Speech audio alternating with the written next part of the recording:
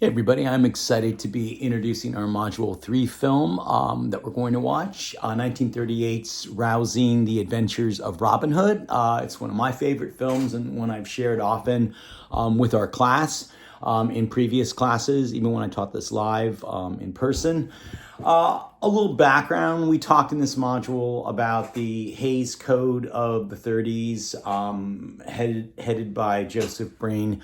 And really the background of this code was to kind of give religious, moralistic censoring of what could be portrayed on film, because the film industry always has regulated itself. Obviously, because they don't want the government interference. In some other countries, the government interferes. Iran comes to mind in the content of what you can do in film. So now we have the rating systems, of course, to be used as a guide. But back in the 30s, they did not do this. So in 1934, they enacted the Hays Code, run by the Breen Department, who was influenced a lot by the Catholic Church and religious contacts, to really moralize about what you could do. Sensuality could not be shown on screen. People slept in separate beds. Like when you watch old TV series, you see a couple sleeping in twin beds. You could not show a lot of sensuality. Kisses had to be limited to 2 to 3 seconds each. They could not be that intimate.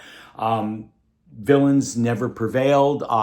Good always won over evil. And if somebody was villainous, they would be punished at the end, killed, sentenced, jailed, whatever. And women really got the worst of it, as I mentioned in the PowerPoint. Someone like Mae West, who was very flirtatious and very independent and sensual. If you look at her films after 1934, they're very censored. She could not be as direct, as her lines could not have as much bite to them. So women really got the worst of it. Some careers are really hurt due to this. If a woman in a film was drinking or caught smoking or fooling around her husband, she would be punished at the end. There would be some sort of horrible fate for her. So women did get the worst of it. Now, a lot of great movies were still made during this time, and certain genres that did well during this time were screwball fun comedies, adventure type films like we're going to watch this week, musicals such as The Wizard of Oz, Meet Me in St. Louis. We made Citizen Kane during this time. Hollywood made Citizen Kane during this time. Hitchcock's Rebecca, a number of great films with Gary Cooper, a number of great other Hitchcock films, The Wizard of Oz, Gone with the Wind. All kinds of great movies were made, but you had to be creative in certain ways. And we're focusing on The Adventures of Robin Hood, which was a rare Technicolor film in the 30s. In the 30s, if a film was going to be made in color, it would be some sort of musical.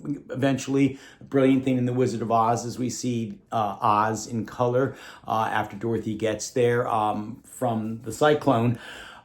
And if it was a musical, such as we'll see a clip from Meet Me in St. Louis in this module, films like that and The Adventures of Robin Hood were made in Technicolor so they could be bright and vibrant.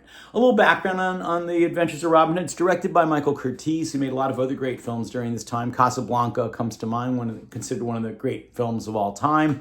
It starred Errol Flynn, who was a very adventurous, sexy, flirtatious, really heroic kind of guy in his early films. He was a little bit of a bad boy in Hollywood, but he had this sarcastic charm that was just winning. And really, he was born to play Robin Hood. He almost looked like this was the role that he was meant to play. He is upbeat, fun, heroic. He has a wit to his lines. Really, in my opinion, the ultimate Robin Hood. This is a very fantasy Robin Hood. It's a Robin Hood that is larger than life. It's almost a superhero type film. He can just do anything. He can save the day. It's not dark. Some later versions that we've seen recently are more dark on Robin Hood. This is an open, vibrant, bright version, which was perfect for 1930 audiences because this was during the Great Depression. People went to the movies because they were bankrupt, poor, they were struggling to survive. They wanted to forget about their problems when they went to the movies.